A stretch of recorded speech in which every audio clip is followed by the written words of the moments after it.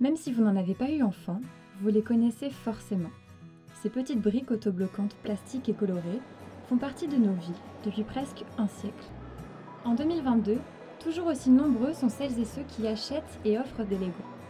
Malgré toutes les innovations dans le secteur des jouets, comment est-ce possible que les Lego aient maintenu leur place sur le marché? So at the Lego store, I was buying a present for my boyfriend, and we were just having a look at the big Lego bits.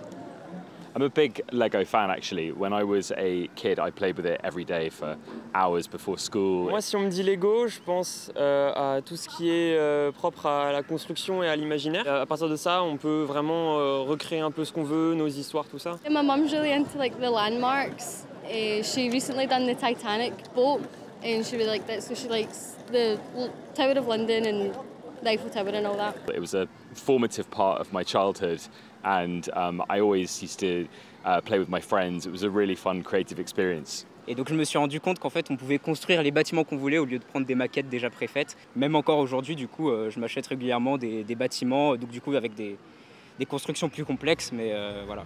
Gwenaël, rencontrée par hasard, nous a invités à découvrir son univers, chez lui, en région parisienne. Donc moi, quand j'étais petit, en fait, l'idée de faire des films avec, c'est assez vite venu. Voilà, et donc du coup, à partir du moment où j'ai évolué dans le domaine, en fait, je me suis dit que c'était dommage de garder tout ça pour moi, donc j'ai décidé de faire une chaîne YouTube, du coup, que j'appelais Gwen Movies.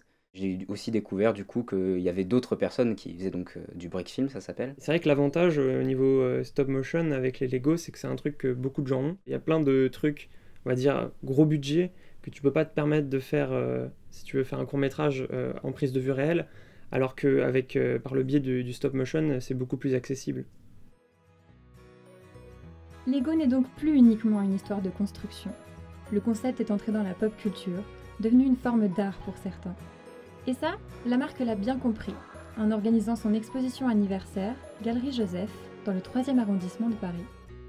Alors au sein de la Galerie Joseph, on a un service chef de projet et du coup c'est cette équipe qui est rentrée en contact directement avec Lego. Alors le but de l'exposition pour nous c'était vraiment de fêter comme il se doit les 90 ans de la licence Lego. J'ai bien aimé le côté art qu'il y avait donc en bas de l'exposition, tout le côté artistique, j'ai trouvé ça impressionnant. Et tout le côté à l'étage avec du coup les Lego Marvel, les Lego Harry Potter, Star Wars, qui me rappellent un peu mon enfance et je trouvais ça génial. Oui, c'est vraiment intéressant de voir les tableaux qu'ils ont pu réaliser, comme la Tour Eiffel ou d'autres tableaux. L'idée de l'exposition, c'est notamment du coup pour raconter à nouveau l'histoire de Lego, montrer tous leurs produits parce qu'on a des pièces qui ont été rééditées cette année et qui ont été sorties il y a 90 ans. Et c'est surtout, je pense, de refaire tomber les adultes dans leur jeunesse aussi. Et voilà, donc vraiment marquer le coup, divertir les petits et pour le coup mettre en avant également les différents univers. Aussi, du coup, ils avaient exposé pas mal de collections, du coup Harry Potter, Star Wars, du coup on a pu voir un peu tout ce qu'ils avaient pu faire. Tout ce qui est construction apporte déjà beaucoup à l'enfance, donc je trouve que Lego peut apporter énormément à un enfant. Ça développe l'imagination, la visualisation dans l'espace, l'anticipation d'un projet et de voir comment il se réalise. Donc ça peut être très vaste, l'apprentissage autour des Lego, c'est illimité en fait. Madeleine de Proust, territoire de jeux imaginaires, passion créative ou matériaux d'œuvres d'art, les Lego ne sont pas prêts de quitter notre monde. Et vous, quel jouet a le plus marqué votre enfance ?